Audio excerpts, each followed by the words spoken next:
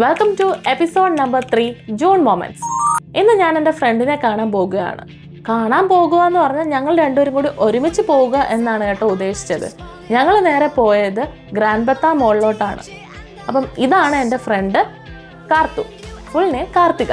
അപ്പം ഞങ്ങൾ ചുമ്മാ മോളൊക്കെ ഒന്ന് എക്സ്പ്ലോർ ചെയ്യാൻ ചെന്നതാണ്.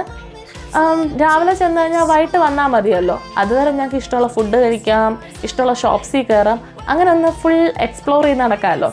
ഞങ്ങൾ ആദ്യം ഒരു ടീഷർട്ടൊക്കെ ഉള്ളൊരു ഷോപ്പിലാണ് കയറിയത്. അതിനുശേഷം ഞങ്ങൾ ഗ്രാൻഡ് ബത്ത മോളിൻ്റെ മെയിൻ ഭാഗത്തായിട്ട് ഇങ്ങനെ സ്റ്റോളുകൾ ഇട്ടിട്ടുണ്ടായിരുന്നു. ഇത് സൂഷിയുടെ സ്റ്റോളായിരുന്നു. ഒരുപാട് വെറൈറ്റി സൂഷീസ് ഉണ്ടായിരുന്നു.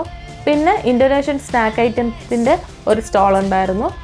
അത് ഞങ്ങൾ ടേസ്റ്റൊന്നും ചെയ്തില്ല, വാങ്ങുകയും ചെയ്തില്ല. പിന്നെ ഞങ്ങൾ നേരെ H&Mലായിരുന്നു പോയത്. അവിടെ ആകുമ്പോൾ ഇപ്പോഴത്തെ മോഡൽ ഒരുപാട് ഡ്രസ്സ് ഐറ്റംസും എല്ലാം കാണാമല്ലോ, ഫാൻസി ഐറ്റംസ്. പിന്നെ ഞങ്ങൾ മിനിസോയിൽ പോയി. പിന്നെ ഞങ്ങൾക്ക് ഇഷ്ടമുള്ള കുറേ ബൊട്ടീക്സിലും ഷോപ്സിലും ഒക്കെ കയറി. അവസാനം ഞങ്ങൾ ഒരു ക്യൂട്ടായിട്ടുള്ള എസ്തെറ്റിക് ഐറ്റംസ് ഒക്കെ ഉള്ള ഒരു ഷോപ്പിലോട്ടാണ് പോയത്. അവിടെയാണെങ്കിൽ ഒരു ഹൗസിലേക്ക് വേണ്ടിയുള്ള ഒരുപാട് ക്യൂട്ടായിട്ടുള്ള ഐറ്റംസ് എന്ന് പറഞ്ഞാൽ എസ്തെറ്റിക് ആയിട്ടുള്ള ഐറ്റംസ് ഉണ്ടായിരുന്നു. അത് മാത്രമല്ല, ഈ ജേർണലിങ്ങിൻ്റെ ഒരുപാട് ടൈപ്പ് ബുക്സുകൾ അവിടെ അവൈലബിൾ ആയിരുന്നു.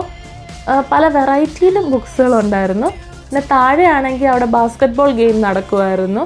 ഞങ്ങൾ നേരെ പിസ്സ കഴിക്കാനാണ് പോയത്. ഒരു ഇൻഡോനേഷ്യൻ പിസ്സ എന്ന് തന്നെ പറയാം, ബീഫ് ഫില്ലിങ്ങിൻ്റെത്. നല്ല ടേസ്റ്റായിരുന്നു. ഇത് കാർത്തൂൻ്റെ റെക്കമെൻഡേഷൻ ആയിരുന്നു.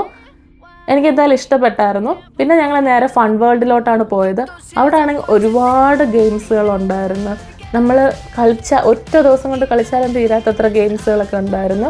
അതുമാത്രമല്ല, ഒരുപാട് പേരൻസ് കുട്ടികളെയും കൊണ്ട് അവിടെ വന്നിരുന്ന് ഗെയിംസൊക്കെ കളിക്കുന്നുണ്ടായിരുന്നു. നല്ല രസമുണ്ടായിരുന്നു കാണാൻ.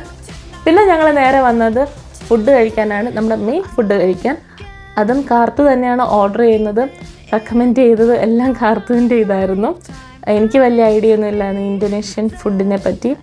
അപ്പം ഞങ്ങൾ ചിക്കൻ കറി റൈസും പിന്നെ ഒരു സീ ഫുഡ് നൂഡിൽസും ആയിരുന്നു ഓർഡർ ചെയ്തത്. അത് രണ്ടും നല്ലതായിരുന്നു. എന്നാൽ എനിക്ക് ഏറ്റവും ഇഷ്ടപ്പെട്ട ചിക്കൻ കറി റൈസായിരുന്നു. കാരണം അതിൻ്റെ ചിക്കൻ കറിക്ക് നമ്മുടെ ഇന്ത്യൻ ടച്ച് ഉള്ളതുപോലൊരു ഫീലായിരുന്നു. പിന്നെ നമുക്ക് കഴിക്കണം എന്ന് തോന്നും. അതിനുശേഷം ഞങ്ങൾ വീണ്ടും ഒരു ഷോപ്പിലോട്ടൊക്കെ കയറി കുറച്ച് നേരം നിന്നു. പിന്നെ ഞങ്ങളൊരു ക്യാബ് ബുക്ക് ചെയ്ത് തിരിച്ച് വീട്ടിലോട്ട് പോകാൻ പ്ലാൻ ചെയ്തു. അപ്പോൾ അത്രയേ ഉള്ളൂ. Bye bye.